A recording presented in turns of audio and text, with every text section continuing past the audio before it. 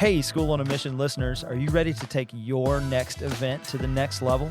Our thought leaders can bring the energy, inspiration, and game-changing insights that you've been looking for to your school or organization. Let's make leadership not just impactful, but also fun and unforgettable. Find out more about how to book your speaker today using the link in the show notes. Now, let's get into today's episode.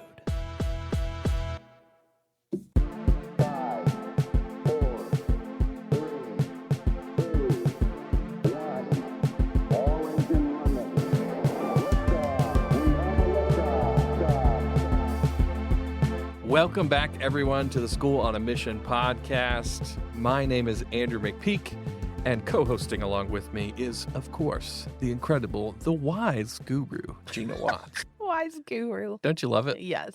Well, folks, if you believe that school should be more than just essays and GPAs, if you believe that EQs are as important as IQs, and if you expect amazing things from the next generation, then you are in the right place because we believe that too. In fact, we believe in it so much that today we're going to dive into the innovative ideas and practical tips that are creating future-ready classrooms. I'm so excited to be here and join this conversation today. We know our world today is evolving rapidly.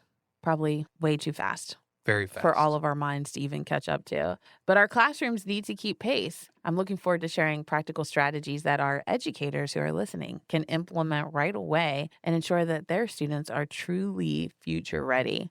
But before we do, it's time for our opening question. I love it. Hit me. All right. So imagine you are in charge of creating the ultimate learning experience. What would it look like? And don't be afraid to go wild. I feel like I don't even need to tell you that, but you know I could go wild. I know. So, I mean, I've thought of all kinds of things like trips and all of that, but I honestly some of my favorite learning environments I've ever been in are just spaces where the space is open and there are lots of tools and materials available, whether that's physical materials like wood scraps and all of that kind of stuff, right, or digital materials, like I've got high quality computers that you can do coding on or model something in 3D or whatever, or even like electronic parts for robotics and all of that kind of stuff. It's amazing. You're in that room, open space, and then to ask students a simple question like, how would you solve this problem, right? And just letting them think, explore, all of that. I love those kinds of environments. And a couple of times I've gotten to be in them, I just feel like, isn't this how education is supposed to be? Like I just find myself asking questions like that. So that's really good. Part of me just wants to say, yes, same, move on. But I think one of the things that I would add to what you said, because I really do agree that would be an ideal learning environment, is I think sometimes when we hear stuff like that, because you were saying like the wood pieces on the wall and maybe it's like 3D printers and it's all different types of things that you can get your hands on. And then we say solve a problem. I think a lot of times people's minds go to like traditional things like, oh, that would make sense for an engineering classroom or science or something where you have to use those types of tools. And my background is human development. And I would argue that I would love to have taught in a classroom like that. Yeah. And have people express themselves in creative ways to help solve problems that might be more internal, but could be expressed externally using creativity in that way. I think the sky's the limit on how we use space and resources and tools to solve all types of problems. This is totally off the beaten path, but years ago I was learning about different project-based learning models, and I heard about a project or a school where they combined disciplines. So like one of the things they did was like, okay, the group of students had to write their own play.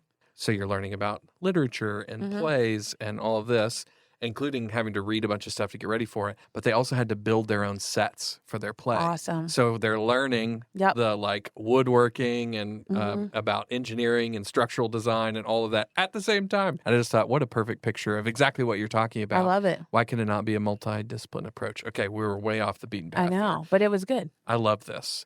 So who knows? Maybe one of our listeners is already doing this, already working on something just like this. But okay, so speaking of the future, we've been talking about all kinds of things. We are excited about today's conversation because of today's guest, Jed Stefanowicz. He said we got to say it like Bananowitz, okay? So that's how we remember it. Jed Stefanowicz. Jed is an expert in using digital tools and innovative practices in classrooms, and he is going to show us how we can prepare students for the challenges and opportunities that lie ahead of them. Like I said, he's an expert in utilizing technology in the classroom. But what I appreciated so much about this conversation is that he does it with a lot of wisdom and a whole lot of insight. We're going to get a lot of that today. Yes, Jed is remarkable. We really can't wait for all of you to meet Jed. But with 30 years as an educator, a coach, a speaker, an author, he was also Massachusetts Teach Plus Policy Fellow. This man is just passionate. He's passionately integrating technology to enhance teaching and learning. This creates engaging, equitable digital environments that inspire innovation. Currently, he is the Director of Digital Learning and Innovation at Neshoba Regional School District in Massachusetts.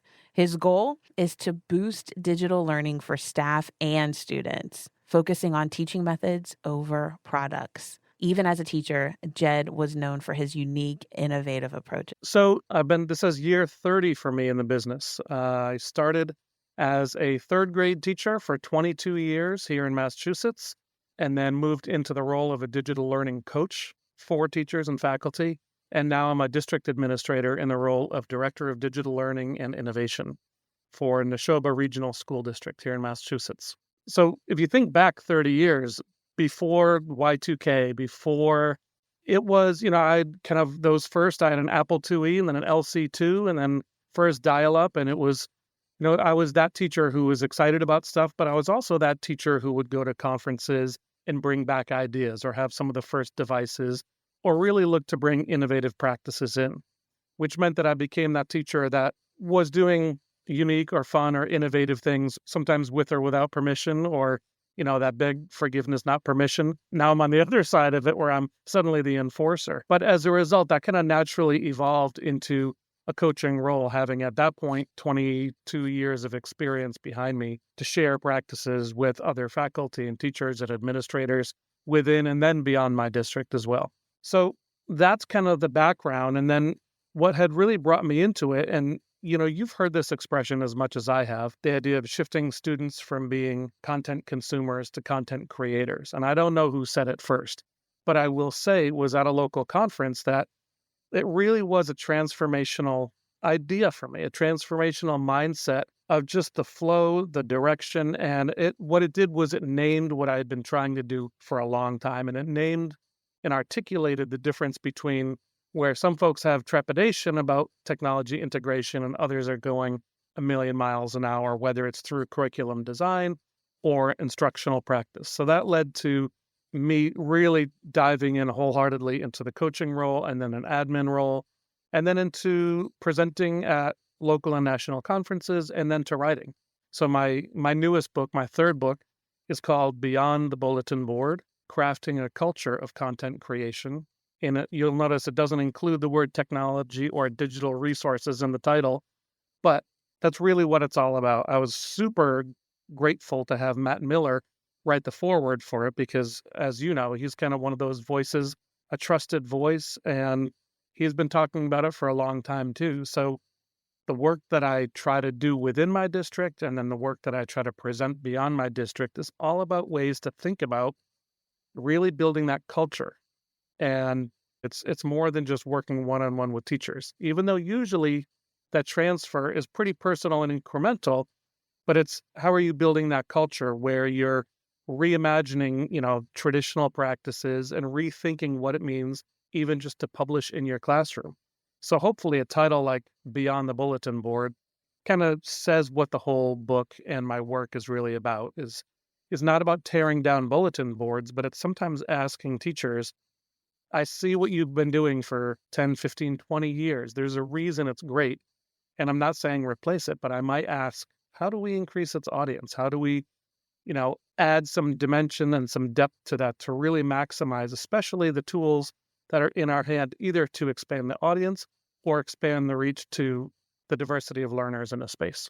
Very long answer to a very short question. I apologize.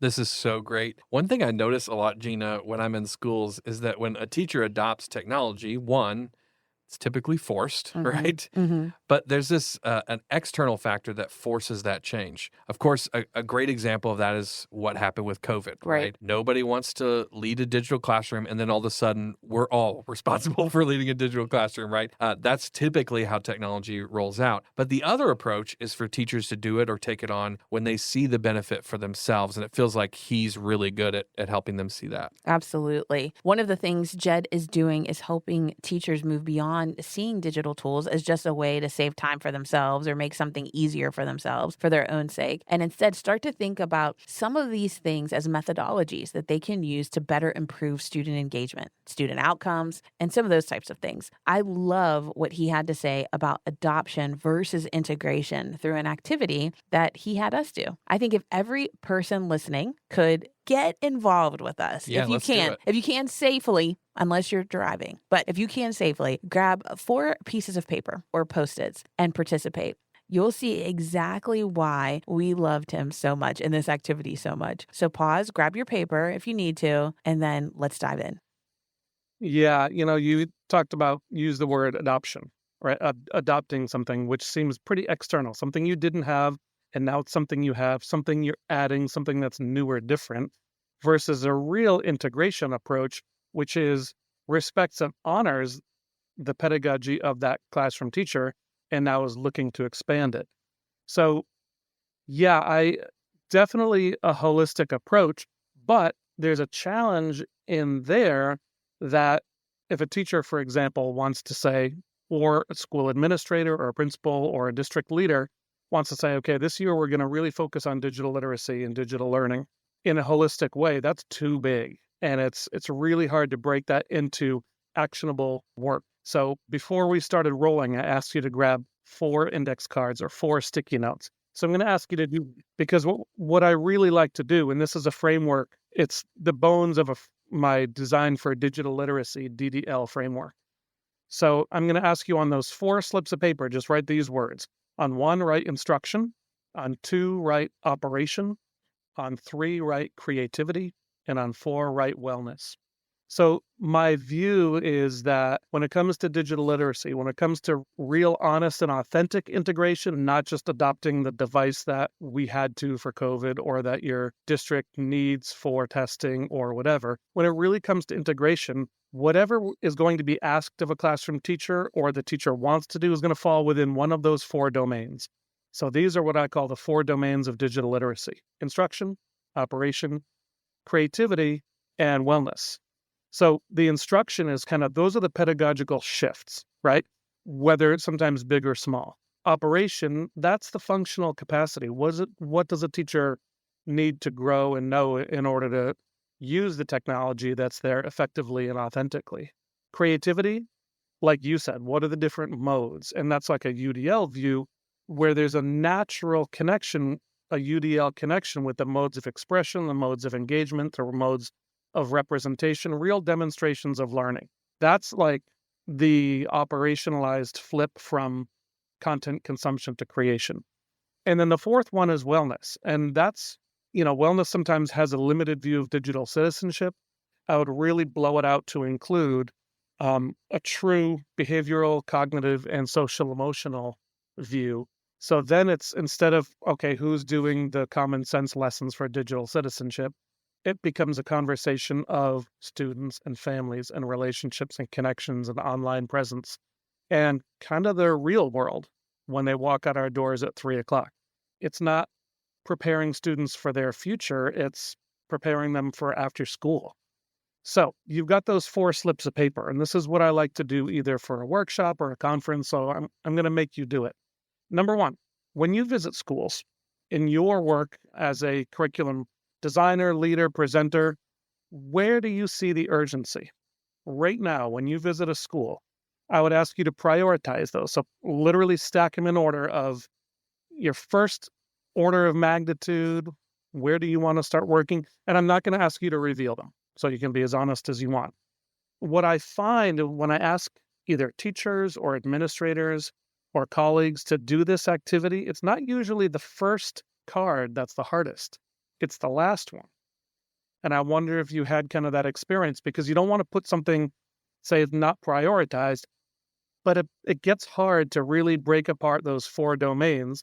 It's helpful, I think, to articulate and find, what are the action steps and what are the strategic planning in order to lift that literacy. So then I would ask you, if you are a teacher, if you are an administrator, to reshuffle them in order of where you think district urgency is right now. And sometimes it gets a big groan because they don't always match, right? So then the next step would be, I would ask you which of those 4, and this one I will ask you to reveal, which of those 4 is probably your wheelhouse. If you had to sub in one of your kids' classrooms this week, or if you had to, your town, suddenly doubled in size and you had to sub, what would be your wheelhouse? Where would you feel most confident? Okay. So Jed asked a question. He was asking us about which of the 4 is where we operate, live in. So for me, it's actually, I would say operation is where I kind of find myself living. And just a reminder, operation is that functional capacity. It's like where the teacher needs to grow and know in order to use technology that is effective and authentic experience for them. What about you? Well, naturally, just because I've spent so much time thinking about this, my brain goes right to the wellness area, right? So it's about mental wellness, even our emotional and social wellness as well. So that's the one that comes to mind pretty easily, which I talked with Jed about this, and he had some really great things to say about it. That is awesome, because that is not one that is often people's wheelhouse. Not because, it's probably their urgency, and it's oftentimes the lower when it comes to district urgency in their own personal skill set. And I'm going to talk about skill set in a minute because there's a connection there. And then I won't ask you to reveal, but I do ask in a workshop, which of these is your roadblock? And that's a really important thing to say, okay, I have to pick one, which is the one that I would need to build out. So that is a really interesting reflective piece. And then the last piece I would do is I'd across all 4 cards, say pick a number 1 to 10, just kind of rate yourself. Where is your readiness? And by readiness, that means if where would you feel comfortable either presenting, teaching, or talking, or growing, designing a unit, a lesson, curriculum for a district. And then, if it's a 4, if it's a 7, what do you need to raise that by just 1 point? And then I think you've got some actionable goals that are reasonable and realistic. So that's the idea of those 4 cards. It's not a huge task, but I think it can be a really illustrative activity to do, because it takes that holistic view that we feel and we know, but it turns it in a way that is a little more manageable and packageable to be able to talk about and develop some goals, whether they're SMART goals for a teacher or strategic goals for a district. This is brilliant. I've so appreciated hearing from him and I love that activity because, of course, it's very practical, right? But it also provides such a very clear picture, right? Especially when you ask, which one do I think is most important? Which one is my district prioritized? Where do I feel equipped versus unequipped? Those kinds of questions really isolate the value that technology is bringing or the ways in which I've ignored the value that it could bring. Mm-hmm. It really is a great activity. Like you said, it brings that clarity that we all need. I hope our listeners can follow along or do the activity to learn more about it. Jed mentioned that wellness wasn't typically at the top of the list. So we also asked him what some of the strengths are that are more towards the top of the list and which ones are towards the bottom of the list. He gave us some great advice. It really varies, and it's less by region, less by conference, and I think it's more by role, because and it's also not as much as you might predict by age. There's always this kind of unfair expectation that a digital native who might have the operational expertise, there's this unfair expectation that they will have some sort of instructional expertise. So there's a piece of advice I like to give there of build those teams that are really cross-generational, because you will have those who are. But to kind of come back, it really depends on the role, I think. So my advice is to have these conversations beyond just classroom teachers. Think about your broader faculty, your broader staff. Who are the secret weapons in your building who have that functional capacity as well as the instructional expertise? And then don't forget to pull all those other roles that are really strengthening the wellness in your building, who oftentimes don't get that time to intersect with the classroom teachers and others as well. Ultimately, it seems like it's about taking inventory, right, of the tools you have, the strengths you have in the school building, and then figuring out how we can pair off people or call on people when that specific need presents itself. Right. You've got to tap into resources already in your building because more often than not, they are right there. Yeah. For years, many educators have been experimenting with innovative practices quietly, or they've been hesitant to share out of fear of getting those sideways glances from colleagues for trying something outside the norm. But the truth is, these fresh approaches could really enhance their teaching methods.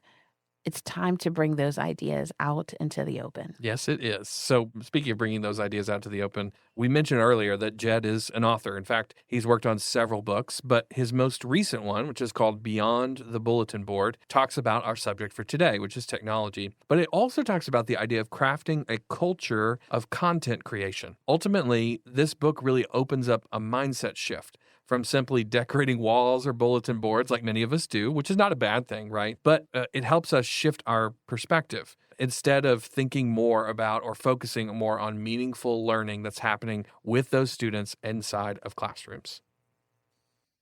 Yeah, sometimes it begins with those kind of provocative questions, and I mean provocative in a way that just challenges some thinking. Like you said, are you decorating walls, or what is it that's going on those bulletin boards? Is it the same thing for 20 years? Is it 20 of the same thing? And, I was an elementary teacher, which is why there's a great acronym, the DDL, and then the alliteration of crafting a culture of content creation. But if you want 1,001 strategies to try for practical classroom integration, it's there. But if you want kind of the thought partnering on why, that's really what the book is intended to do. So the first part is really those practical strategies for leveraging the tools in our spaces and emerging technology to really transform what teaching and learning looks like. Not to replace past practices, but to really just expand them.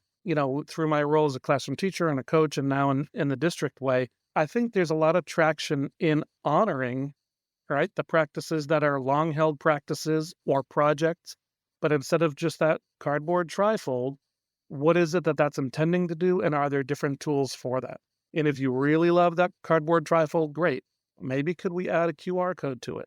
Maybe could we think about recording and then just sharing it out? Sometimes it's really just a matter of taking that very analog presentation, but then adding it to an audience, or sometimes taking that content and increasing. Second part of the book is that Design for Digital Literacy framework. We began with looking at those 4 domains. And then the third part is really just that broken down list of strategies aligned with either ISTE strategies or state standards as well, and making those connections between what are the academic outcomes and matching them with the right tool for the job. And, that could be technology that's been around for 20, 30 years. It could be technology that's brand new now, like AI. You can't go to a conference right now and throw a rock without hitting an AI session. So I kind of take the same approach to whatever tool it is, whether it's a programmable robot, whether it's an AI platform, or whether it's a piece of software.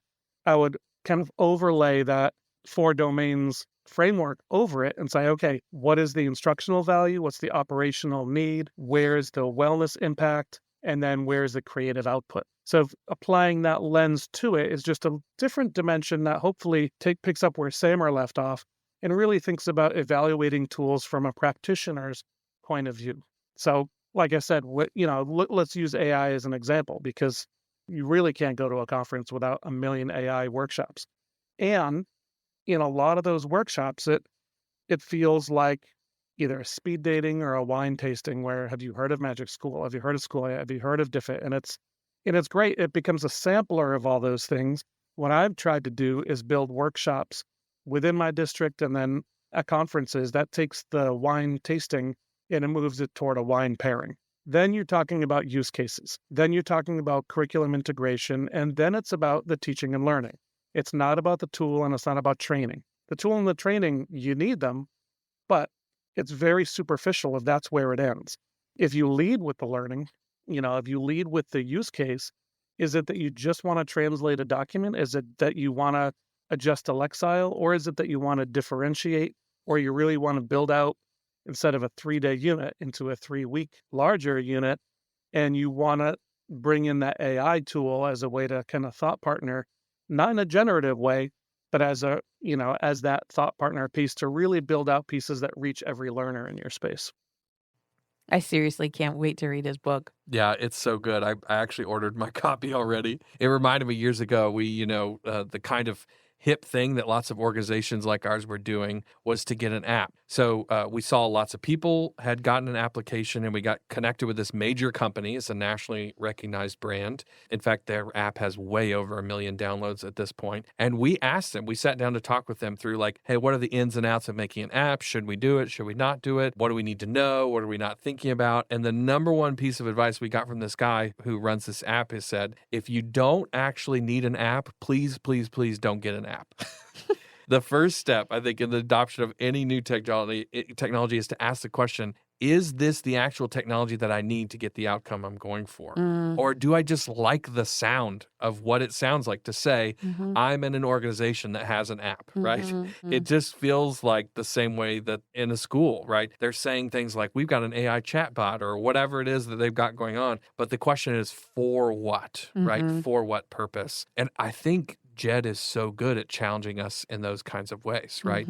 To go, are we investing in technology that makes the most sense for us to invest in? We've got to start asking those bigger questions. We started off talking about pace and how fast things are changing, but the important part about the schools being on pace with change, to your point, we don't take time to pause and reflect and figure out for what. Yes. For what? Like, why are we saying yes to things? Is it because so-and-so has it and we have to be in competition with them? And sometimes that's true, but sometimes we just need to stop and think about the for what. Yeah. So I really am feeling you on that. One big question we explored with Jed was how to balance creative freedom and structure when creating engaging classroom environments. Jed is a pretty creative guy, but of course, education has to have structure, right? Yeah. So there have to be some things that are a part of that. And what is that makes it interesting and memorable?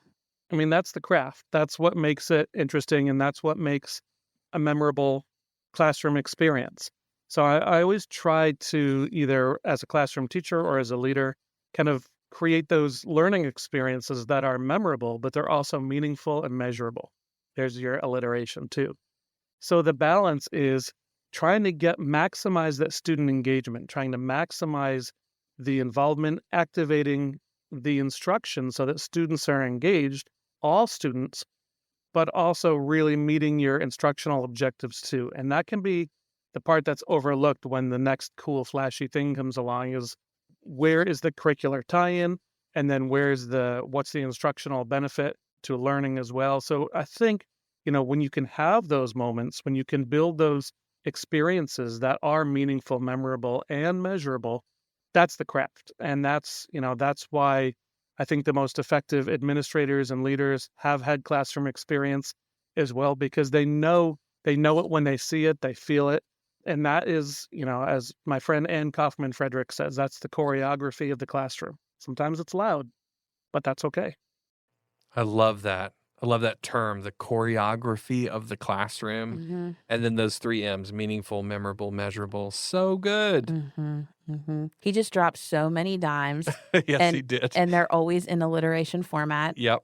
A man after my own heart, because he said Gina is listening and she needs to remember it. So they're all going to be alliterations. But this next one might be a favorite of mine. Jed shared an example of an innovative digital tool that has transformed the learning experience in his district in particular, from which I'm confident others can learn. Well, I think, before we started, you and I, we started talking too interestingly, so you had to press record. But we were talking about a portrait of a graduate, right? And when districts work to articulate what are the learner competencies, it's not about the tool, right? Lead with the learning and let the tool follow. But it's really about what are the experiences and then what are the real life skills we're asking of our students. And I think oftentimes the structure of articulating a portrait of a graduate ends up with a really nice poster, and it ends up with a really well articulated system. And it runs the risk of that being the finish line rather than the starting point. So I think it's a great starting point. And what I've really enjoyed doing now in my new district is helping to operationalize some of those articulated goals and competencies. So what does it really mean to bring a learner's mindset into the classroom? I think when you can begin to operationalize and think about, all right, what is creativity, what is wellness, whether it's the 4 domains that I talk about, or 7 competencies, or 6, or however many competencies a district chooses to have on their portrait of a graduate, thinking about ways to really build transferable opportunities for students to demonstrate that learning in real life ways. That's when they become authentic, and that's when they become meaningful for students, for families. And then how do you curate the learning? How are students demonstrating those skills in practice? And then how are they collected? So one of the pieces I've really enjoyed building is the beginning of a digital portfolio for our district. And then, portfolios are nothing new, but the mechanisms we have to build those portfolios are continuing to just improve and evolve. So a reflective piece can be, a written reflection. It could be an audio reflection. It could be students, sharing a piece. It doesn't have to be during the school day, but if they think about, oh, this is a great demonstration of me being a culturally competent learner, or this is a great example of resilience, for example, when students can articulate that, but then really reflect and talk about it rather than just tag it. I think when it becomes tagged, again, you run the risk of it just being a scrapbook versus a real expression of their learning that they are then proud of and want to share either at a college application or as part of a senior showcase, for example. So I think, regardless of the tool or the device in play, having students really know what they're using, why they're using it, and having teachers on board through each of those 4 domains builds those moments and experiences that are going to last over time and only grow. That's such a powerful point. I think a lot of educators listening right now are probably thinking, yes, we need to shift toward more meaningful outcomes. Whether you're a teacher, a principal, or even a district leader, understanding how to start can feel overwhelming, especially when technology is involved. So if you're maybe feeling hesitant, maybe you're not tech savvy or unsure where to begin, like myself, Jed recommends a first step toward integrating these practices into our classrooms and schools. That's what begins to change the conversation, starting with the why and really talking about the teaching and learning in authentic ways, whether it's by assessment, whether it's teaching, and looking at pacing guides in your instructional practice, or you're even looking at what's the content, does it need to be adjusted? Having those conversations is the start. And having people brave enough to have those conversations and say, all right, we've been doing this way for a really long time. And this goes back to your original question of how do I begin that work? It's really just encouraging administrators and educators to broaden that mindset, because a mindset builds a skill set. And if you can kind of expand that mindset, there's no way you're not going to also expand that skill set. Yeah. And what is the value add? It's interesting. Speaking of AI, and we'll deviate just for a minute, but I just, in the past 2 days, built 4 different quick chatbots, and I won't even promote the tool that I used it, even though it's free. But what I did was 4 of our schools are named after local residents, historical figures, not presidents, but, people who have specific import. And they weren't easy to research, but I built, each one in less than 3 minutes with information I fed the model, and then just giving parameters for the tool, built this chatbot for students to have a conversation with each of those characters who then represent different time periods. So the value add there, it's not just to learn about that person, it's for students to learn about how to engage with AI, whether it's the type of language, whether it's, the safe environment. And it is a tool that's a completely safe environment, because I'm super stingy with putting any students in front of any AI tool. But that idea of have a conversation with Luther Burbank, have a conversation with Mary Rowlandson, find out who they were, and then begin to compare what is your daily life as compared to theirs. It's not an AI lesson, right? It's a lesson about comparing their daily life and learning about specific time periods and really a social studies lens to it. And yes, there is a layer of learning, explicitly learning about the tool they're using, but for the purpose of social studies piece there. I never like, whether it's kindergartners using, BBots or high schoolers using interactive tools and databases, I never like the idea of well, they're secretly learning something else at the same time, right? Students should know exactly what they're using, why they're using it, so that it's not like, oh, they're learning to code without realizing it. Lead with the learning, let the tool follow, right? It's so misguided to begin with the tool or the device and say, how are we going to integrate iPads? How are we going to integrate, whatever it is, whether it's Flip or Jamboard, both of which are disappearing, right? So if you attach yourself to the tool, there's going to be a problem down the line. But if you're beginning with what is it that students, you want them experiencing, doing, remembering, collecting, how are they expressing, lead with the learning, then let the tool follow. That goes along with, I guess, my second piece, which would be building instructional practice by design, not by device. Same kind of idea, because you don't necessarily need one-to-one. Don't let me say that out loud. But it also, again, is not about the technology, right? And sometimes, technology can be the accelerator. It can be the accelerator of good practice, but it also can be the accelerator of bad practices too. And then, I would say, shamelessly plugging, I would say begin by moving beyond the bulletin board, as the book says, and not replacing what you're already doing, but looking at what you're doing and asking, going back to that question of why. Are you printing the winter poetry bulletin board that you make every year? Okay.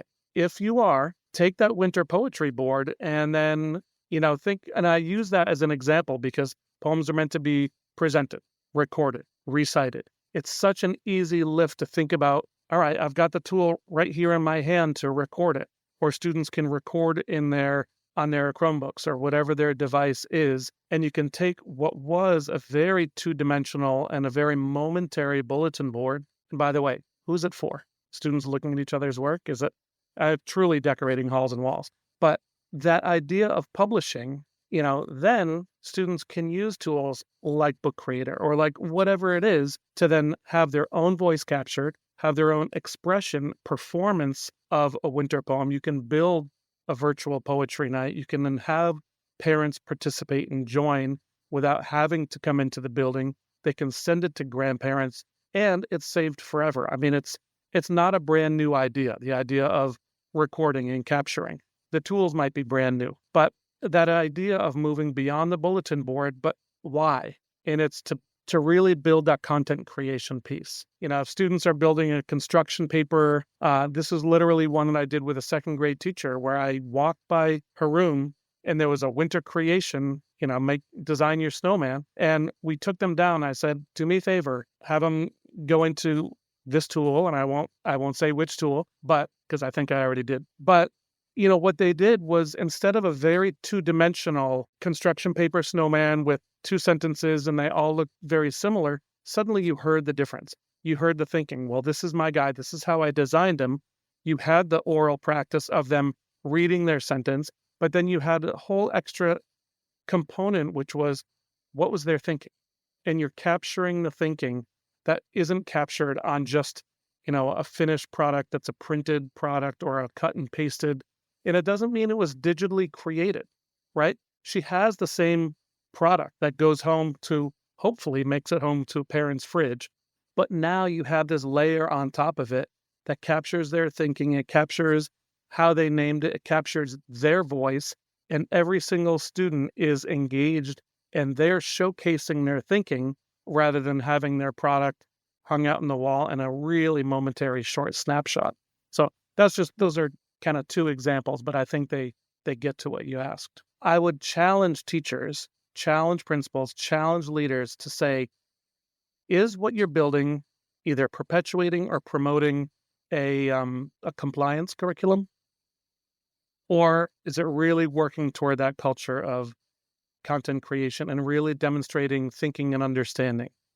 So whether it's bulletin board work, whether it's traditional assessments, whether it's even our assessment and reporting, how can we shift from those compliance checklists that are reinforcing a compliance curriculum to really building a report card of tomorrow, a classroom of tomorrow, an instructional design of tomorrow? And by tomorrow, I don't mean 20 years, I mean tomorrow.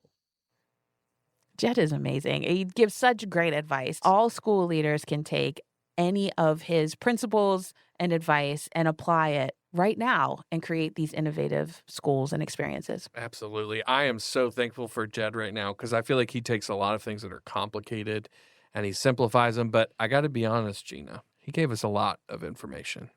He sure did. Almost too much information. Almost too much. You might say we got TMI. And when you got TMI, you got to get some DMI.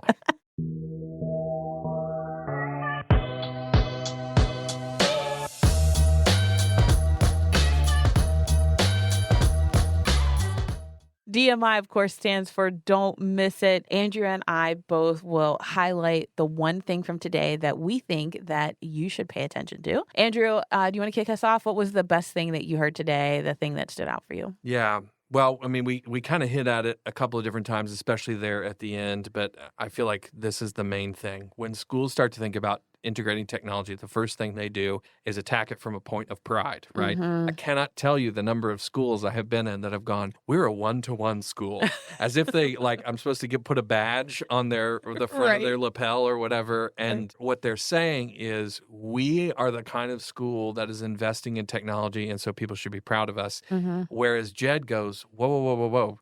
Right. Technology is a means to an end. If you have not defined the end, then you might be using the wrong technology, right? Mm-hmm. And that's why I appreciate it so much. That, to me, is the first question you always ask Yeah. is, what are the learning outcomes that we're trying to get to? What are the skills we're trying to build that we actually think our students are going to need? Then we work backwards and go, okay, what technology could we invest in that is going to give us the best bang for our buck to get to the outcome that we need to?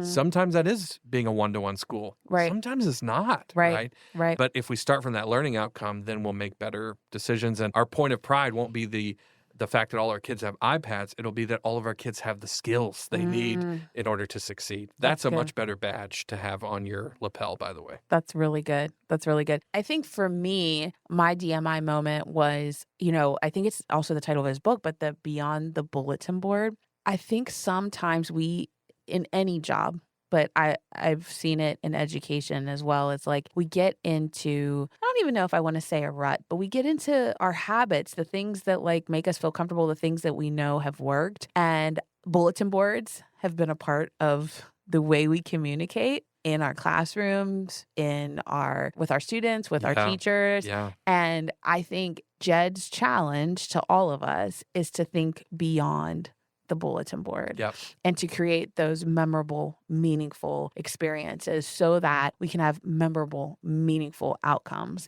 And young people's lives are truly transformed and changed, because we know that once a young person is transformed, then that spreads to their families, to their communities, to their schools, and ultimately the world. And so that applies even here now too. Yeah, if we were to ask the average teacher, why did you just make that bulletin board? Yeah.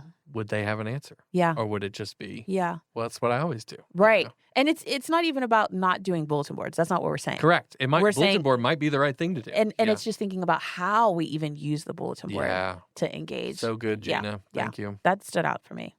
So I think we need to know how we can get in touch with Jed and letting our listeners know how they can get in touch with Jed or purchase his book. I know I'm getting ready to go and order it. So I'm about to get it. It's stuck with me now. So let's listen in.